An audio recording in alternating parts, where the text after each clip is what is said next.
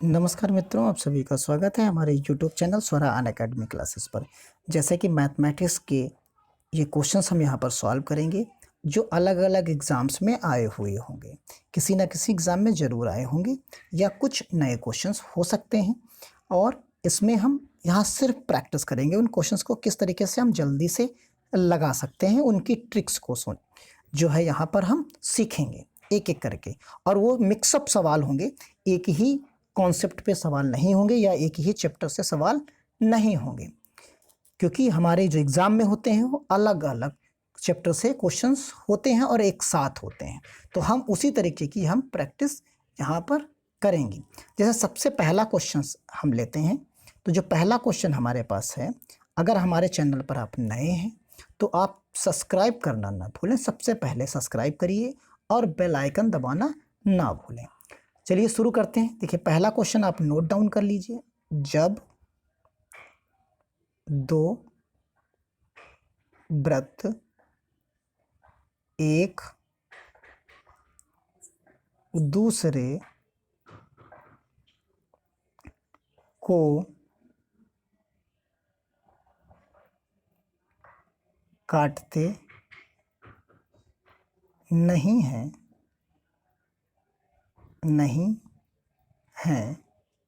तब, आप सवाल को समझते चलिए साथ साथ, तब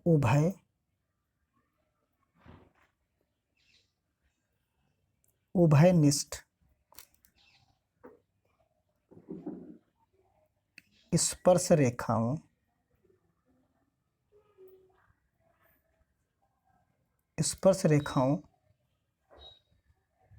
की संख्या है।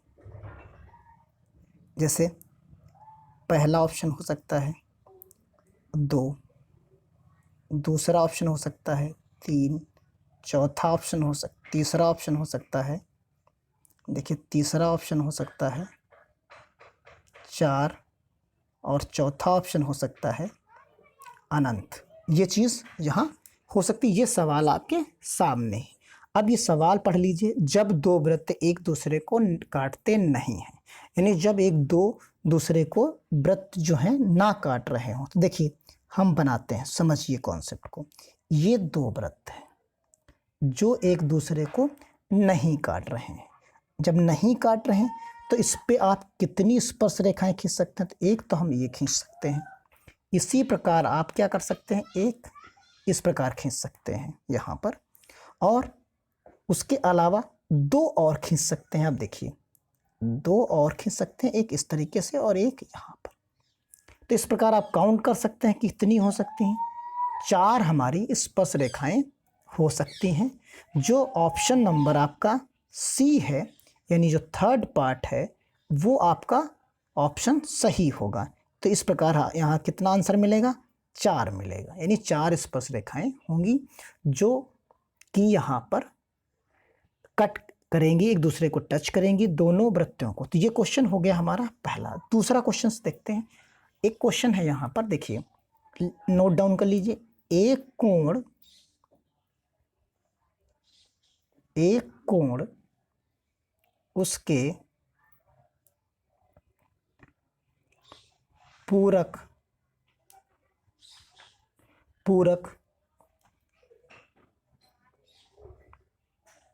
कोण का 3 गुना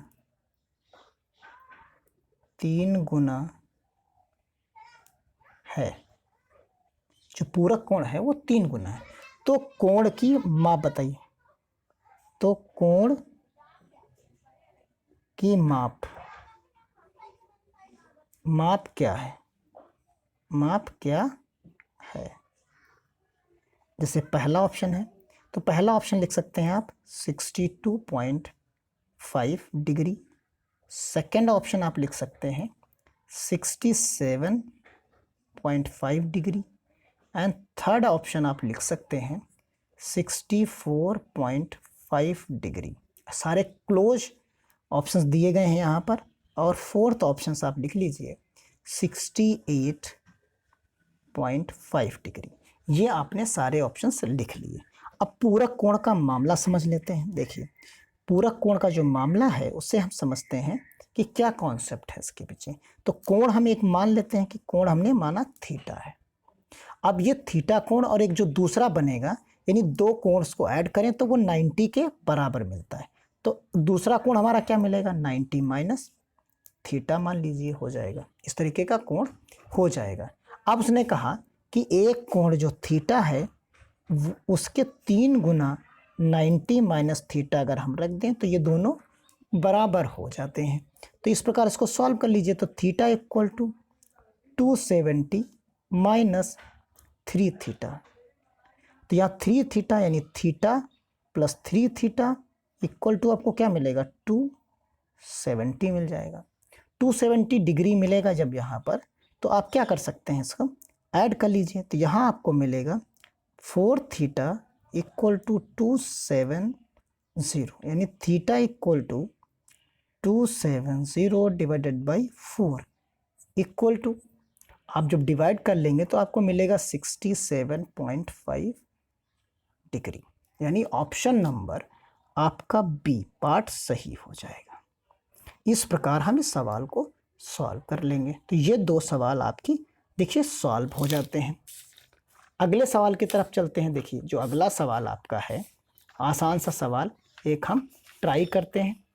देखिए जैसे हम मान लें थोड़ी देर के लिए, देखिए कहते हैं कि एक वृत्त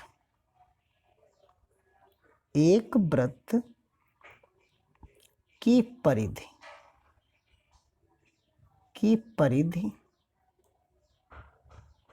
88 सेंटीमीटर है, 88 सेंटीमीटर है। तो उसका व्यास क्या होगा,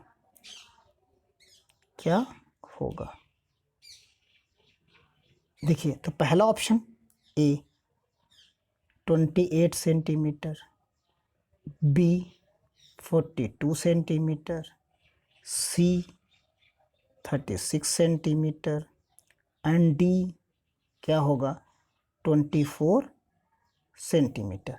इस तरीके के ऑप्शंस आपको दिए गए। अब आप समझिए सवाल को। देखिए आसान सा सवाल है, इसे समझना है। परिधि का मतलब सरकमफ्रेंस है, अगर हिंदी में नहीं समझ में आ रहा है।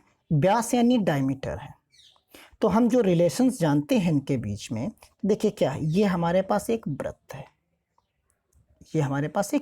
ये इसकी रेडियस है आर।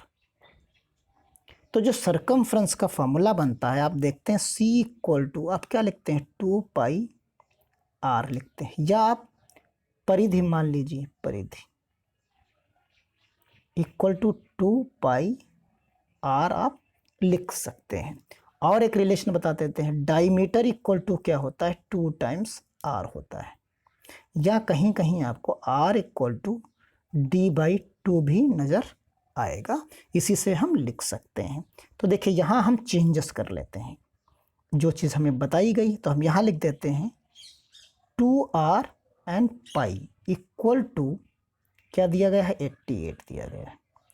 2r की जगह पर हम लिख देते हैं डायमीटर और 88 डिवाइडेड बाई पाई कर देते हैं।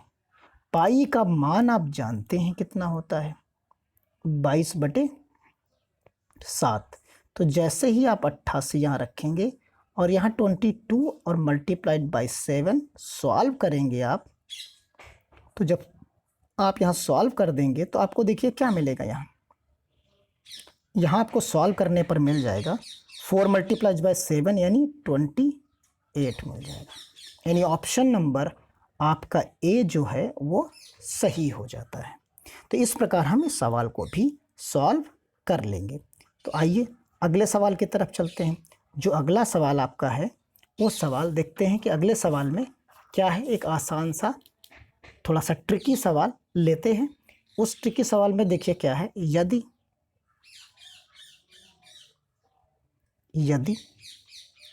x minus Y equal to आपको 6 दिया हो और कहा जाए x y इक्वल टू 40, तब X square plus Y square का मान क्या होगा। आंसर आपके पास यानी जो ऑप्शन है ए है 161, बी पार्ट जो आपको दिया गया है 116 एंड सी पार्ट जो आपको दिया गया है 149 एंड जो डी पार्ट दिया गया है आपको वो दिया गया है 169। ये चार ऑप्शंस आपको प्रोवाइड कराए गए हैं। अब सवाल को लगाते हैं। देखिए यहाँ x माइनस वाई है, तो यानी हमें जो कुछ करना है वो एक्स वाई और यहाँ x square plus Y square है, तो इससे हम चेंजेस कर लेते हैं। देखिए यहाँ पर जो हमको मिलेगा तो हम लिख देते हैं x माइनस वाई का whole up square equal to, आप क्या लिखोगे X square plus Y square minus 2xy। तो देखिए यहाँ आपको मिलेगा 6, ये आपको दिया गया है। तो यहाँ x square plus Y square minus 2 into 40, यहाँ मिलेगा आपको 36। ये चीज़ x square plus Y square आपके पास यहाँ है माइनस 80 है, ये चीज़ हो जाएगी। आप 80 को 36 से ऐड कर दीजिए तो देखिए आपको क्या मिलेगा। यहाँ आपको मिल जाएगा X square plus Y square 36 plus 80 equal to 116 मिल जाएगा, यानी ऑप्शन नंबर आपका बी पार्ट सही हो जाएगा। तो ये सवाल इस तरीके से लगाया जा सकता है। अगले सवाल की तरफ चलते हैं। देखिए अगला सवाल अब कहा गया कि यदि 6x minus 5 equal to 4x plus 7 आपको दिया गया है, फिर कहा जाए आपसे कि x प्लस 1 का होल अप क्यूब का संख्यात्मक मान ज्ञात करें। ऑप्शन है ए 343, बी पार्ट है 125, सी पार्ट है 515 और डी पार्ट आपको दिया गया है 625। कुछ लोगों ने तो हो सकता है इसे सॉल्व भी कर लिया हो, तो नहीं किया है। जिनको नहीं समझ में आया है आइए इसको हम सॉल्व करते हैं। कुछ लोगों को आता होगा तो वो डायरेक्टली सॉल्व कर लिए होंगे, बता दिए होंगे कौन सा ऑप्शन है, ऑप्शन नंबर इसका सही है। तो देखिए यहाँ पर जो हमको दिया गया था तो उसे हम लिखते हैं। देखिए यहाँ हम लिखेंगे 6x माइनस 5 कहा गया किसके बराबर, 4x प्लस 7 के बराबर है। तो 6x और माइनस आपको क्या मिलेगा, यहाँ पर 4x मिल जाएगा इक्वल टू 7 प्लस 5 मिल जाएगा। तो यहाँ बचेगा 2x इक्वल टू 12, यानी x इक्वल टू आपको क्या मिलेगा 6 मिलेगा। और जो यहाँ आंसर आपको चाहिए x प्लस 1 का होल अप क्यूब चाहिए, तो यानी 6 प्लस 1 का होल स्क्वायर यानी 7 की पावर 3, यानी आंसर क्या मिला आपको यहाँ पर 343। ये आपको यहाँ पर आंसर मिल जाता है, यानी पार्ट आपका कौन सही होगा, ए पार्ट सही हो जाता है यहाँ पर। अब देखिए एक अगला क्वेश्चन भी देखते हैं। यहाँ पर देखिए अगले क्वेश्चन में क्या है देख लेते हैं कि x का मान, मान लीजिए x का मान जिसके लिए यह अभिव्यक्ति